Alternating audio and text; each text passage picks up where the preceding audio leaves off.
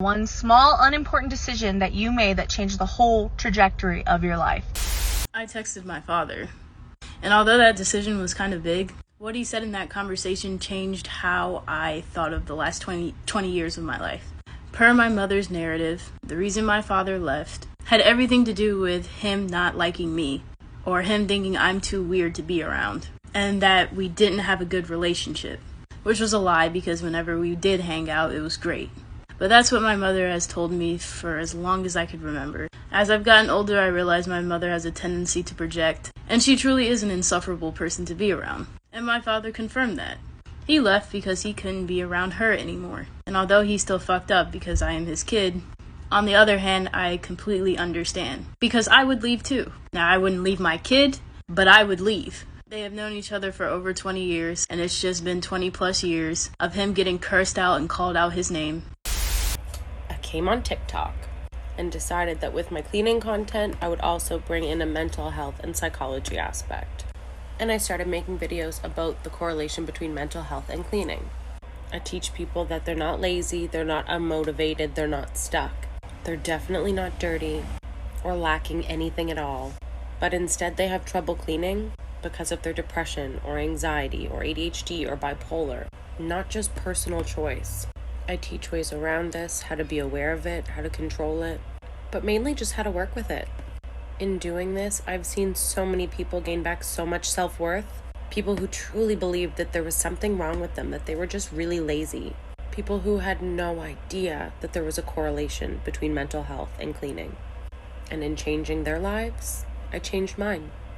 Took a class on how to feel the best about yourself, and it gave me 2 scales. I was supposed to rate every activity that I did during the day against those scales. If the activity was not a 5 or above on the scale of productivity or the scale of happiness, I was supposed to stop doing whatever I was doing and get back to those numbers. I was blown away by how much time I was spending on activities that weren't productive in any way and also didn't give me true, genuine joy.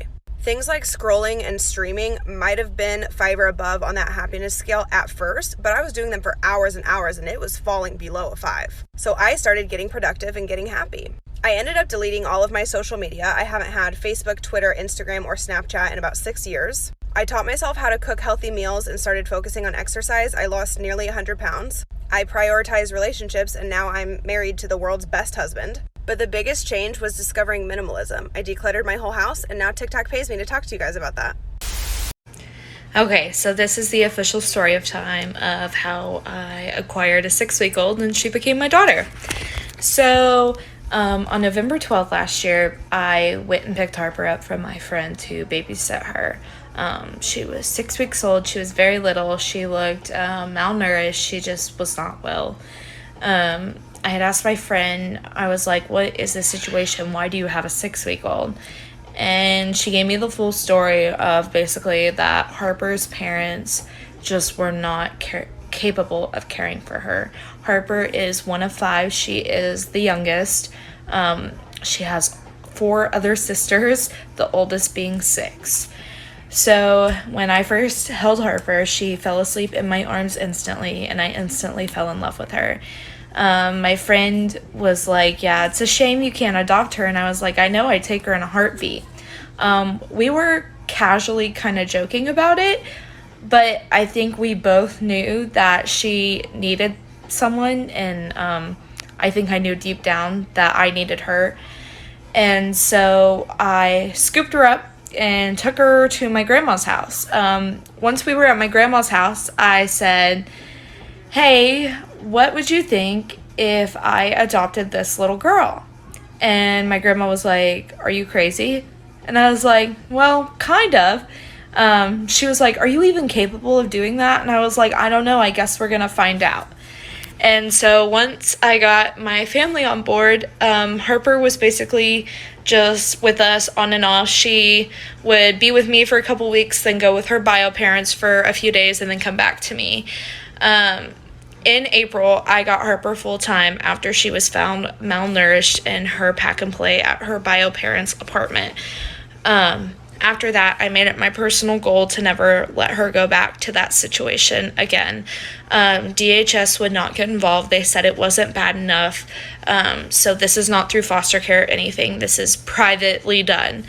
In July, so last month, her bio parents got arrested. Now, for weeks, I had already been asking the mom if I could just have Harper temporarily so they could get back on their feet. And she avoided me like the plague. And then when they got arrested, it was like kind of a perfect storm. I had already had a lawyer drawing up papers ready to fight the bio mom in court for this baby. When the bio mom was arrested, she called me from the jail and said, "I will sign Harper over to you as long as you promise to take care of her." And I said, "Absolutely, I will always take care of her. My goal has always been to keep her happy, healthy, and safe." So this is part 2. So after the bio mom agreed to sign Harper over to me, I took a piece of paper up to the jail, and they have a notary there, and I made her sign it in the jail cell and had it notarized. What I didn't know at the time is that the bio mom's sister was also trying to get custody of all the kids, and she got an emergency custody order from the Cherokee Nation saying that she could have all the kids. So essentially she lied, saying that she could have all of these kids and take them back to the nation, which I don't know if anybody knows this, fighting the Cherokee Nation is absolutely hard. And so when the bio mom got out of jail, she essentially had to call the nation and dissolve the order. And all this while, I was essentially hiding my kid. So nobody came and took her from me. So the bio mom actually worked on our side and got the order dissolved. And then that was on a Thursday. And by that Friday at 2:30 p.m., the judge granted me permanent guardianship of my little girl, who's right here, because she just woke up from a nap. You say hi?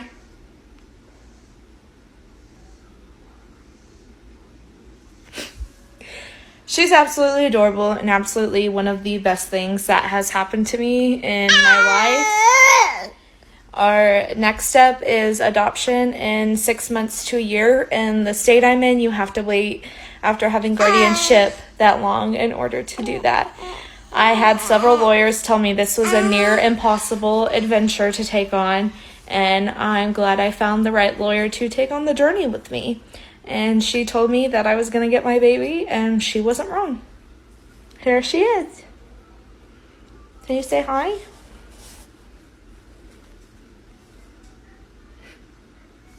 Anyways, that is the story of how I got my little girl.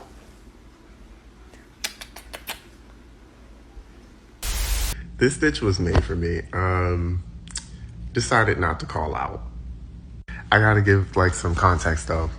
I absolutely didn't. I never wanted to be a therapist. I'll be honest with y'all. I was pushed into this profession. It is honestly something that I'm naturally good at. I found after I started doing it, but I avoided it like the plague. I was a macro social worker and had a macro internship.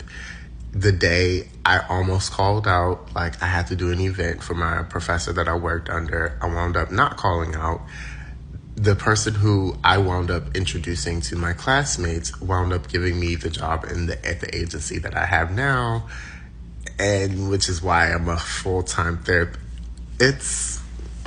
It's levels to it. I'm so glad I didn't call out that day. Y'all wouldn't even be seeing me right.